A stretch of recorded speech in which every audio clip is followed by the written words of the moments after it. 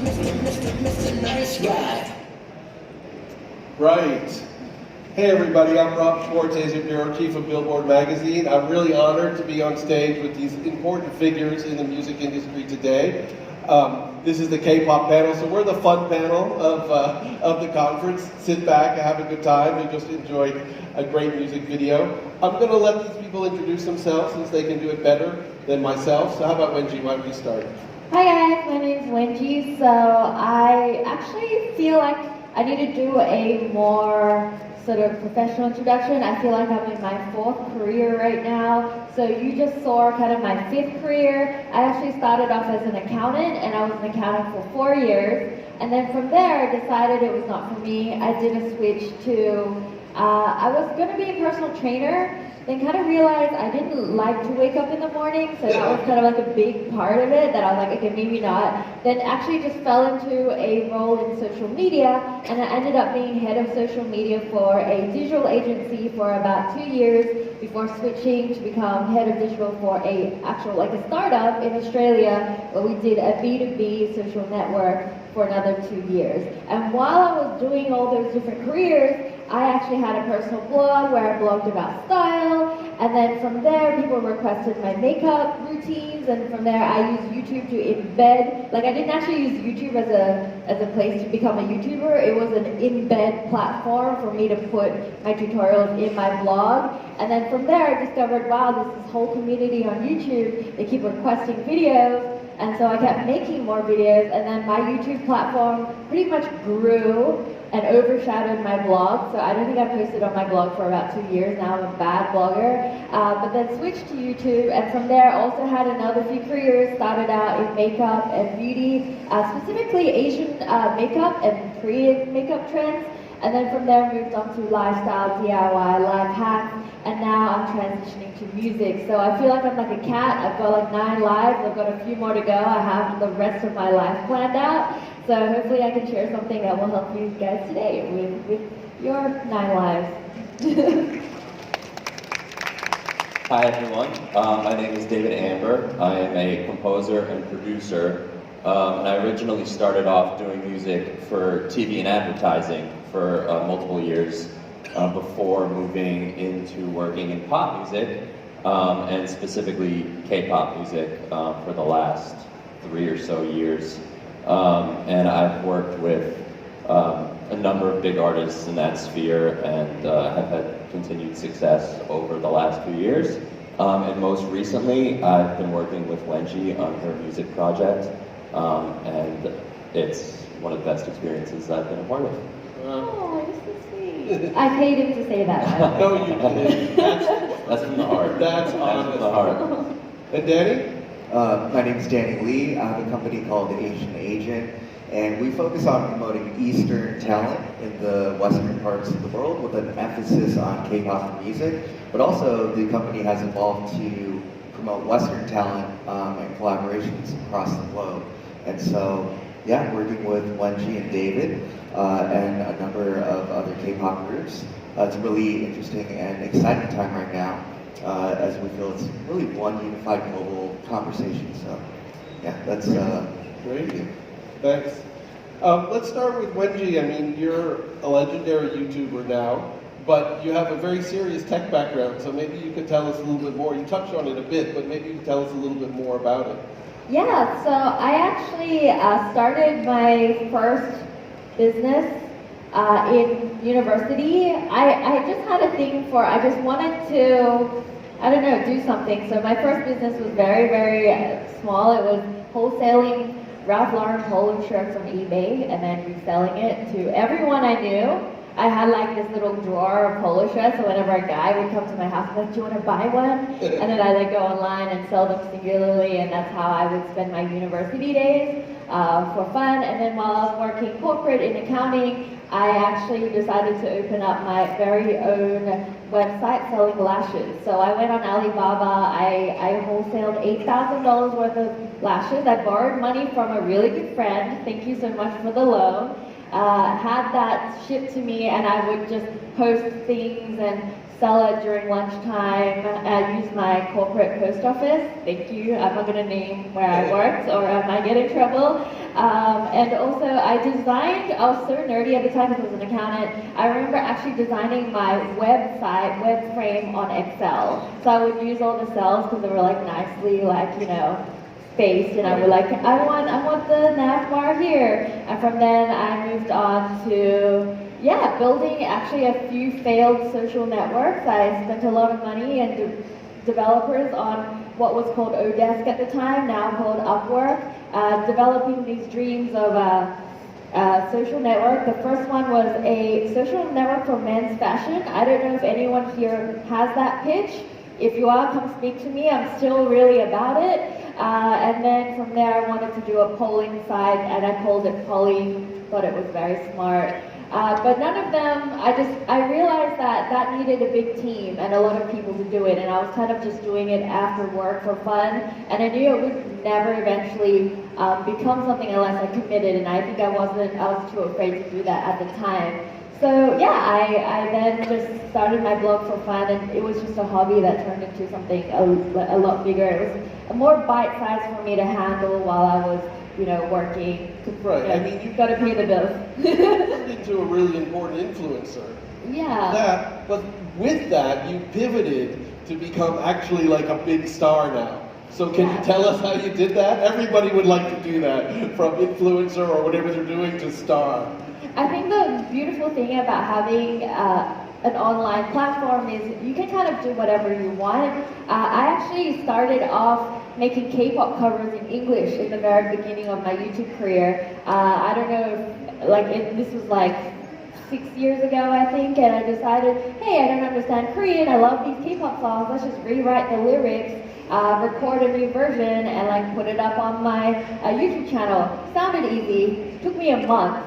And then realized, wow, I really want to make this thing sort of a replacement for my income, so I needed to kind of focus on something more realistic and, copyright things you can't actually monetize if you don't own the music and things like that. So I decided to put that dream aside and focus on something more, I guess, practical online, something that I could make in less than a month, because consistency is obviously very important to grow a channel on YouTube. I was posting about 2 to 3 times a week when I could, but at least every week. Didn't miss a week for 2 years. And the year I missed a week, I regretted it. My analytics started coming down. I was like, I shouldn't have done that. I should have just kept posting videos. So yeah, that was kind of what I wanted to do in the very beginning. And now that I've built this platform, it's a perfect point to go back and kind of relive your passions. There's a captive audience, but I also have a separate channel for my music. And this actually started because I told my friend, who's actually a K-pop star, that whether I should try out for K-pop. And by the way, I was too old at the time. You gotta be very young for that kind of thing. Right. So I was like, okay, but he knew that was kind of what I wanted to do with my passion. So when there's an opportunity come up to join a Chinese label, I actually did that, and I started off doing music in China, and we released 3 singles in China, in Mandarin as well. Right. So not only was it like a whole singing, learning experience, it was kind of also a language learning experience, going back to my roots, finding out more about me, because I grew up in Australia, so I didn't really know China that well, and by then China had changed into this crazy modern city, and I had no idea, because I remember visiting my family when I was young, and it was very, very different. So, and from that, what I learned is, singing and music is kind of like anything else. I always thought I couldn't sing. It was something you're either born talented with. You hear a lot on media, oh, that person's born talented. You just know how to sing or you don't. I sang in the shower a lot, but no one's judging me. And I remember the first time I actually entered a singing competition just for fun, having not sung. I went to a vocal coach and everything, did my performance, and my best friend turned to me and was like, you should stick to dancing. You're not a singer. I'm like, oh my god, that crushed me. But when someone says that to me, I'm even more determined to do it. And I'm not afraid to make fun of myself or make a fool of myself. So I think that's my redeeming talent and quality. My talent is, I don't know when to stop and when it just looks bad. So I'm just going to keep doing it. So I then trained vocally for 3 years and started to discover, wow, my voice is changing, and wow, it's getting better. It's a very long process. Out of all the things I've learned in my life, I feel like singing is one of the things that's the most challenging because it's such small, minute muscles in your throat. Like you never know how many muscles you have in there. It's just a small area, but it is a ton. And I always tell people, like, never say never, you know? You can always learn. Like, even if you're born, you know, completely intelligent in something like singing or something artistic, you put in the hours, you can do it. Wow. Yeah, I'll just interject here. I mean, maybe a lot of people in the audience don't know. K-pop stars start incredibly young. They get taken up by an agency or a label or whatever and are trained for a long time before we see them appear and do these incredible dances and singing. It's not something that you can do overnight. And yeah, generally they start extremely young. I want to bring David in. You've composed a lot of like gigantic hits in the K-pop world. How do you do that? Well, I think the main thing with K-pop that kind of defines it and they do better than anyone else is the all-immersive experience. So, you know, the song is one aspect of that, but there's, right. I mean, everything with the choreo, the video, the right. fan service, the dance practice videos, the live experiences, which are more than just concerts. Right. They're these variety show interactive experiences, which I've never seen any other genre of music do. So my job as the composer is to think about all of those things because, you know, we're usually the first cog in the wheel. So, you know, my perspective is that I have to take it from a high concept place where it can work in, you know, the live concert experience. This, you know, what's the choreo going to be? What's the concept of the music video? Like, we have to think about all those things. Right. Whereas in Western pop, it comes more from the inside out. Right. So that's generally my perspective on it. Right. And I have a couple examples of some of the videos that kind of illustrate that. Okay, great. Can Yeah. we show David's video?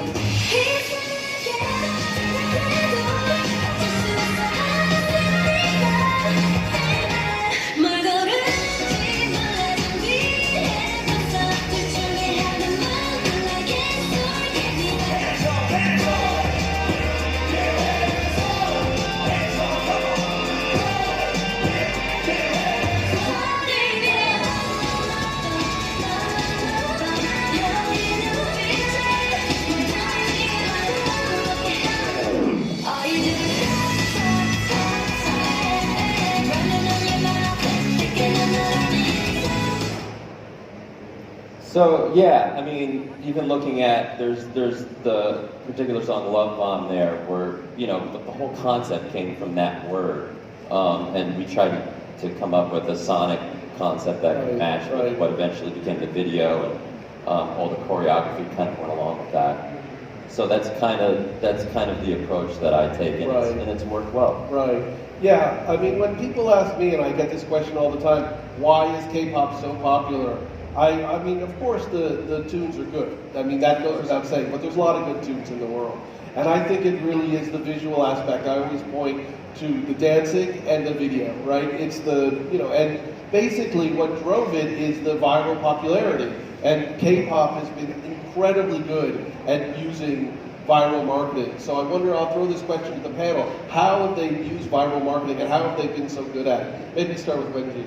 Yeah, I think with K-pop, they really embrace social media, which is why it really globalized really quickly. Even though it's a Korean form music in a Korean language, it's managed to make its way around the world through social media. And I think what they did really well in the beginning, especially an example of BTS, is they really engaged with the fans. So traditionally, pop stars kind of take a seat back and they're kind of unreachable and unapproachable. What I thought they did really well with K-pop is like, they still have a little bit of distance, but they try and make it feel warm and welcoming. So you find a lot of K-pop stars will attend a lot of variety shows. Online they have a V-Live platform, I think they go live all the time, and they're constantly interacting with their fans in some way. And I think that's a very special component of Not only is like the fan base large, in comparison to a Western artist, their fan base is so dedicated. So passionate. It's very passionate. They feel so close to them. So even if the number was exactly the same between a K-pop artist fan base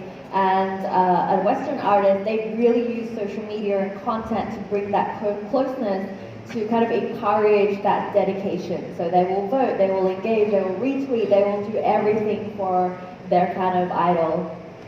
Yeah, I mean, it really is remarkable. When you talk to K-pop fans, you realize that those stars are like a part of their life. It's like they know that person personally, even though it's just a gigantic star that they never met. You know, it's really remarkable. And I think that has some parallels with being like a YouTuber as well. Being a YouTuber is different to being a regular celebrity because my viewers feel like they know me. So we vlog, we share our lives, you know, people come up to me and be like, how's your cat? You know, like, you know, they know about us a lot more intimately and they feel close to us. And that's kind of something I feel like they've done really well to really globalize K-pop and really create that dedicated fan base. Right.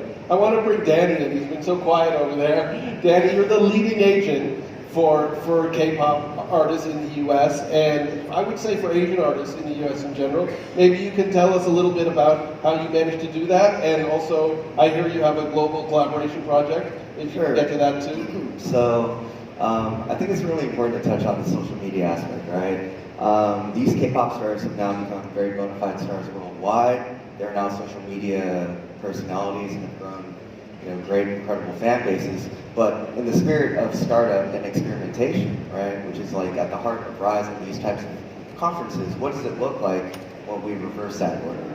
So because Wonju was very passionate about music and also passionate about promoting Asian culture globally, you know, she wanted to come back to her roots and do a music project. So we worked on her music project about a year ago. We've put out 6 records and 6 music videos. We've had the great pleasure of working with amazing songwriters and producers like David Amber, who's produced for Twice and some of the artists that you've seen up there. We've also had other collaborators, Melanie Fontana and Lindgren, who write for BTS.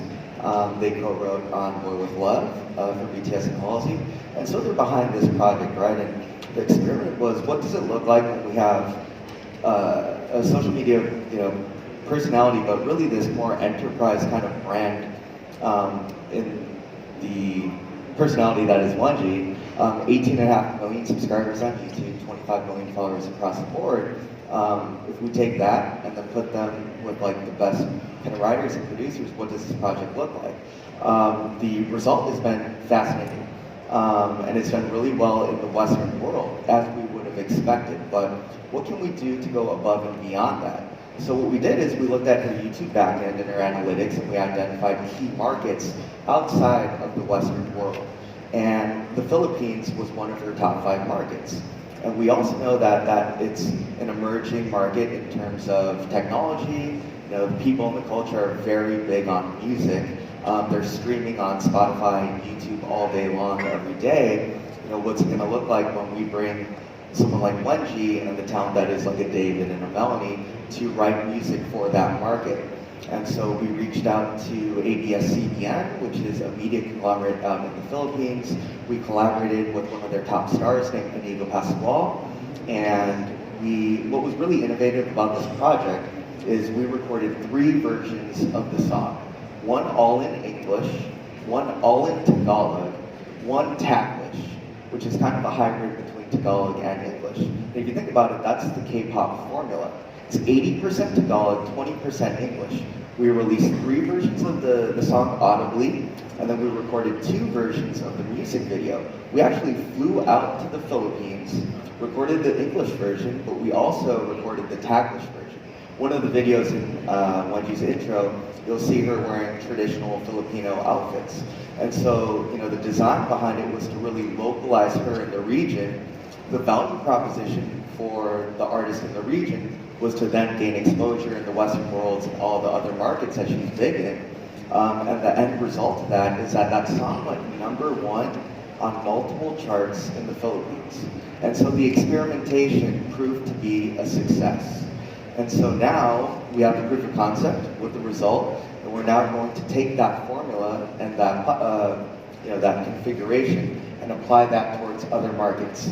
Matter of fact, right after Rise, we're going to Tokyo to collaborate with a J-pop artist, and we're going to do the same thing. We're going to record in full Japanese. We're also going to do one with 80% Japanese, 20% English, and we're also going to shoot a music video in Japan to really localize that product, right? And so I think that's really interesting. I don't think that's really been done before, but we're at that time right now where we have the platform, we have the reach, we have the talent, and as long as we test these experiments, I think that the growth of not just K-pop, not just C-pop, not just J-pop, but I think we'll be able to strip that precursor. It won't be Korean pop or Japanese pop or Chinese pop. It's just going to be pop music. And I think that's what we're really excited about. Wow. And I heard that you're going to take it to Tokyo, but you actually have worldwide plans for that project, right? Yeah. So again, the analytics that are provided to us, we've identified these key markets. I will share a couple of the markets that we're highly interested in doing collaborations with. But they will include not only Philippines and Japan, but Korea, India, potentially Egypt. We're going to do a US-UK collaboration and a Latin American. And we're going to release those all as singles, test out all those markets, and really localize the product and the project. And yeah, it's a really exciting project. Yeah. I mean, I think what you touched on is extremely important. Right now, for all the music markets, it's incredibly important to localize, right? We hope one day there will be a globalized pop phenomenon where everybody can relate to the same music. But as it stands right now, the Korean market, the Japanese market, the Filipino market, the Thai market, the Indian market are all very different. And they have different tastes as well. And I think it's why you've been successful, because you've tapped into that with your videos and the way you perform the songs. Great. Well, I'm afraid that's all we have time for right now. But I want to thank my esteemed panel so much. It was wonderful. I wish we had more time. Thank you, guys. Thank you. Thank you, Al. Thank you for having us.